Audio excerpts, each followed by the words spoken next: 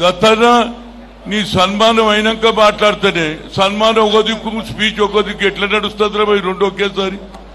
కనుక సన్మానం అన్నాపు లేకుంటే నన్ను అన్నాపు ఓకే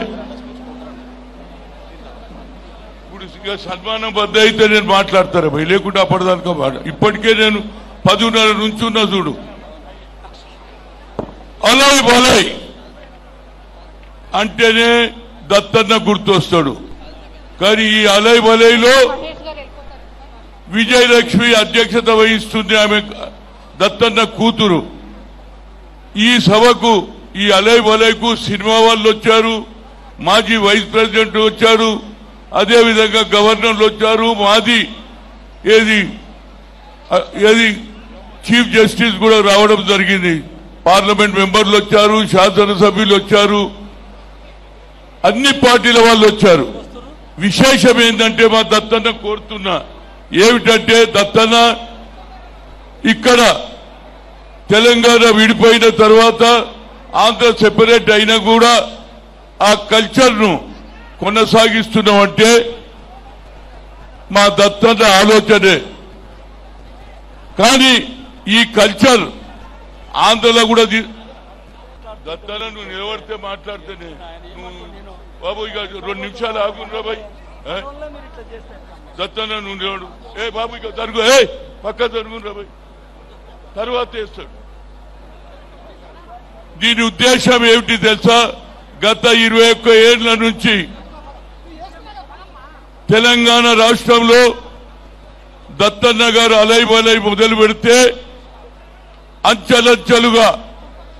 ఈ అలాయ్ బలాయ్ ఎంత పాపులర్ అయిందంటే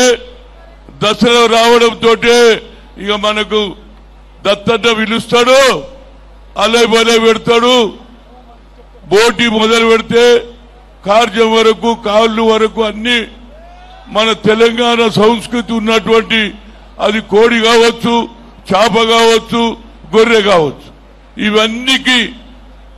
అలాయ్ బలాయ్ అయితే నేను ఒకటే నా రిక్వెస్ట్ ఏంటంటే మన దగ్గర కల్చర్ కొట్టుకుంటాం తిట్టుకుంటాం కానీ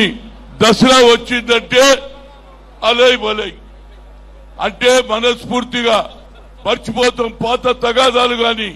పాత కొట్లాటలు గాని ఈ కల్చర్ ముఖ్యంగా అన్ని రాష్ట్రాలలో రావాలి మన పక్క రాష్ట్రం ఉంది రాయలసీమ నేను మీ విజయలక్ష్మి గారిని కోరుతున్నా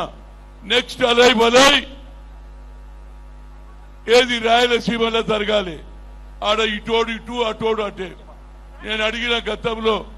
అరే ఎందుకే మీ పంచాయతీ అంటారే మీ కల్చర్ వేరే కొట్టుకుంటారు తిట్టుకుంటారు మళ్ళీ అలాయ్ బలాయ్ అంటారు మా దగ్గర ఇటో అటో అటో నియమ ఇదే కదా పంచాయతీ బాబు అందుగురించి విజయలక్ష్మి అక్కడ మొదలు పెట్టాలి ఎందుకంటే చాలా మంది ఈనాడు అన్ని పార్టీలలో వచ్చాడు అట్లనే మా పిసిసి ప్రెసిడెంట్ వచ్చాడు సువేది మహేష్ కుమార్ గౌడ్ వచ్చారు అన్ని పార్టీల సిపిఐ అదేవిధంగా కాంగ్రెస్ బీజేపీ అన్ని పార్టీల వాళ్ళు వచ్చాము మా దగ్గర కూడా కల్చర్ అంబర్పేటలో ఎలక్షన్ అప్పుడే పార్టీలు పండుగలప్పుడు వచ్చిందనుకో దసరా అందరం కలిసి పనిచేస్తాం అదే ఆలోచన ఇక్కడ నువ్వు చాలా ఇంప్రూవ్ చేసినావు ప్రతి ఒక్కరికి తెలిసిపోయింది ఏది అలాయ్ బలాయ్ ఎందుకంటే మా దత్తన్న గుర్తొస్తాడు అదే మీ కూతురు విజయలక్ష్మిని వచ్చే అలాయ్ బలాయ్ రాయలసీమలో చేయండి కర్నూలులో చేస్తారా కడపలో చేస్తారా అనంతపూర్లో చేస్తారా చిత్తూరులో ఏడో ఒక దగ్గర చేయాలి ఆడ ఒక్కటే పని కొట్టుకోవడం చంపుకోవడం కొట్టుకోవడం చంపు ఇదెక్కడ పంచాయతీ బాబు దీని కల్చర్ మార్చాలి అదేవిధంగా యూపీలో కూడా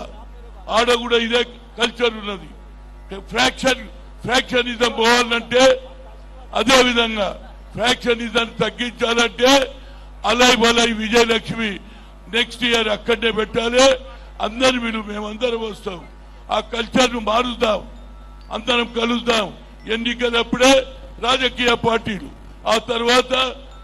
పండుగలు వచ్చినాయనుకో అందరం ఒకటే ఈ కల్చర్ నీ కూతురుకు చెప్పు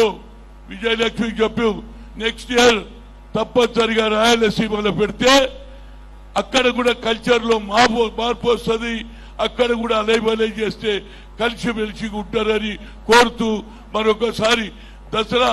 శుభాకాంక్షలు. మంచి వర్షాలు పడ్డాయి, మంచి పంటలు పండించుకుంటున్నారు. అదేవిధంగా మా ముఖ్యమంత్రి ఏది రైతులకు రుణమాఫీ చేశాడు. అదేవిధంగా ఏది కులంగానే చేసి 42% ఇస్తే దానికి కూడా అడ్డం పడుతున్నారు రాబాయ్. ఎందుకు రాబాయ్? మీకు కాలే 10% ఈడబ్ల్యూసీ అగ్ర కులాలు అంటే మేము మాట్లాడలే, దానికి ఎందుకో మేము బతుకొద్దారే బాయ్.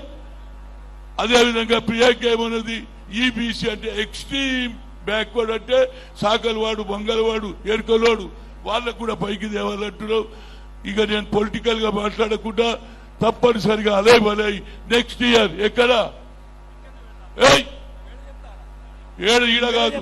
రాయలసీమల కర్నూలులో పెడతారా, అనంతపురంలో పెట్టు, నేను ఆడొచ్చి మాట్లాడతా. అక్కడ కూడా అలా కలిసి ఉండాలి. ఈ ఫ్రాక్షనిజం పోవాలి, ఈ కొట్లాటలు పోవాలి, ఈ సంపుకోవడం పోవాలి అని కోరుతూ మరొకసారి మా దత్తన్న అంటేనే అలే బలే తెలుస్తూ సెలవు తీసుకున్నాడు.